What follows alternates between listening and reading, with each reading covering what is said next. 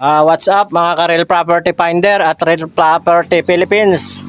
Isang magandang hapon po sa ating lahat. Andito po ako ngayon sa Barangay Tanag Ibaba, Lopez, Quezon. May binisita po ako rito property na atin pong makikita. Ito po, tuhog po siya ng National Highway. Ito pong way na to, ito po ang papuntang town proper po ng Lopez. And then ito na pong nasa likuran ko, ito po ang going to Buena Vista. Ito po, yung portion na siya na to. Bali, ito pong property mga ka-farm ay nagsisimula po dito sa may puno ng mangga. Ayan, ito pong mangga po na to ang nagiging hangganan po ng property na ang kabuang frontage po nito mga ka-farm sa aking pong tansya ay meron pong humigit kumulang po na 15 to 20 meters. Bali, ang mas lamang daw po mga ka-farm dito sa gawing ibaba na to. Ayan, and then meron din daw po itong tubigan, yung isang pitak na palayan sa gawi po na to. And then ang source po ng tubig nila rito, ito po mga ka-farm, balon. At saka meron daw po rito bukal sa area. Ayan, bali ito po ang pinakahangganan ng property na binapabenta po sa araw na to. Kaya yun po, samahan nyo po akong ibida itong nasabing property na located po dito sa may Barangay Tanag Ibaba, Lopez, Quezon. Yung pinaka po na to, ito pong bahay na to, ilalabas po siya sa nasabing property mga ka-farm. Ito pong portion na to, sa gawin na to, ito po ang medyo may uphill lang po ng bahagya na mayroon pong mga fruit bearing at saka according po kay ma'am at kay sir, meron po ditong 50 kapuno ng kalamansi. And then may mga puno rin daw po ng rambutan at kakao. Yan po, at saka mapapansin nyo po, meron pong mangilan-ngilan pong puno ng mangga at nyog. Nasa mga 20 kapuno para po ng nyog ang matatagpuan dito sa nasabing property na ibinebenta. Tara po, samahan nyo po ako. Puntahan po itong nasabing hangganan ng property. Ayan po pala ang bakod. Bale, naghanggilid po pala dito sa nasabing ng bahay. Ayan siya.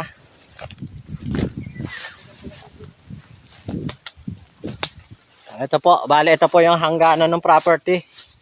Mga ka-farm. Ito pong pinakagilid ng nyog na to.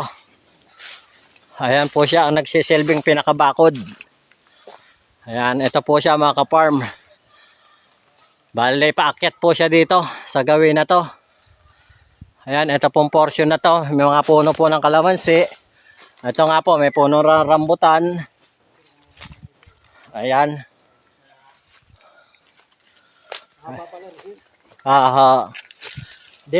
Sa kabila rin po may puno ng rambutan.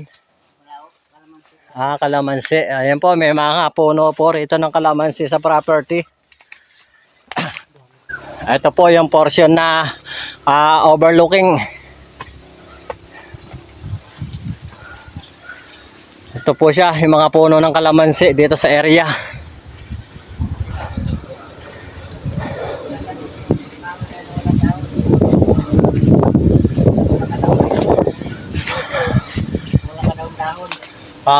Diyan abot.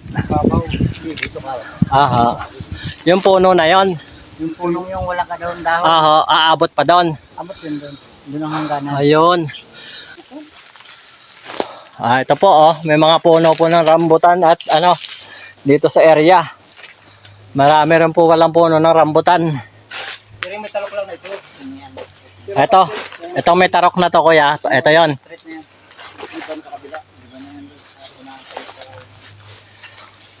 Ito po siya mga ka-farm. Ito po yung binebenta. Yung pong kabila na yung kasama. Tawid para po siya. Basta yung straight lang na ito may pagitan naman. Tibigan.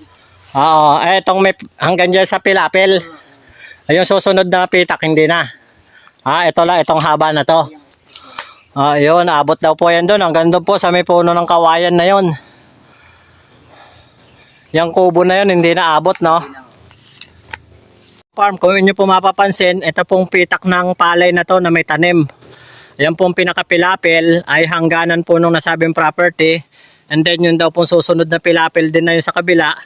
Yun po yung naghihiwalay din po sa property. Yung pong susunod na pitak na nasa tinuturo ko na yun. Yun po, labas na po yan sa property na binebenta. Bali ito pong isang kadiretsuhan po na to na pitak Hanggang doon po, sagad po doon sa may puno ng kawayan daw na yon. Aabot po yun, pinakadulo po ng property na ibinebenta nila sir. Farm, sa mga interested buyer po, tawag lang po kayo sa number na makikita nyo sa inyong screen. At sa WhatsApp Viber po mga ka-farm.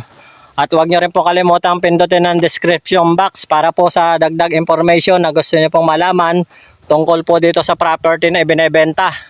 And then ito pong property, muli po, dito po matatagpuan sa Barangay Tanag, Ibaba, Lopez, Quezon. Kung manggagaling po kayo ng town proper ng Lopez, Quezon, meron lang po itong travel time po na nasa 15 minutes po mula po doon sa town proper po ng Lopez hanggang dito po sa property. Dahil ito pong property ay natuhog po ng National Highway. Ang hangganan po ng property mga farm, itong saging. Kaya ang lot description po nito mga farm, pahaba. Mahaba po siya na parang tinabas po na para po siyang kutsinta ang design po ng property.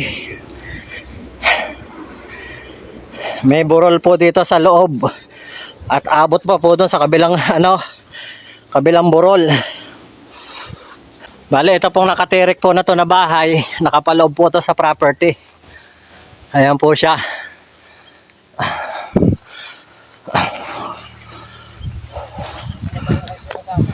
Ito po mga ka-farm, kung nakikita nyo po yung bakod na yan, yan po yung pinakahangganan ng property nila ma'am.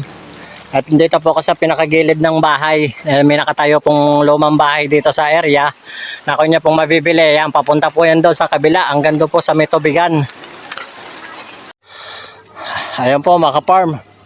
Gitnang-gitna po ng National Highway itong property. Ito pong bahay na napapansin nyo, ilalabas po ito sa bilihan. Hindi na po ito kasama. Bali kuya, ang hangganan nito, ito. Bali yung papasok sa property, dito lang dadaan. Sa gilid ng bahay. Ayan. Ito, kasama to. Hanggang doon sa nyog. Hanggang doon sa akin. Ayun. Ayun na po. Kaya bali, back to back po ito. May frontage. Bali, ang po pala nito, hanggang dyan sa may saging. Yung lapad niya. Ayun po, tapat na tapat po ng mangga. Kaya ito pong nasabing bakanting lote po na to. Sakop pa po ito ng property na ibinebenta nila sir. Yan, papunta po yan doon sa paakyat po ng bahagya na upland. Yan, marami rin po ditong puno ng kakao.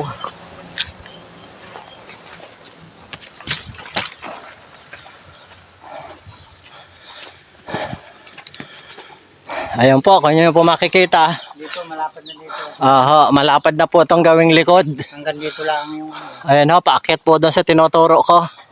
Ito po, overlooking po itong property dito sa gawin na to.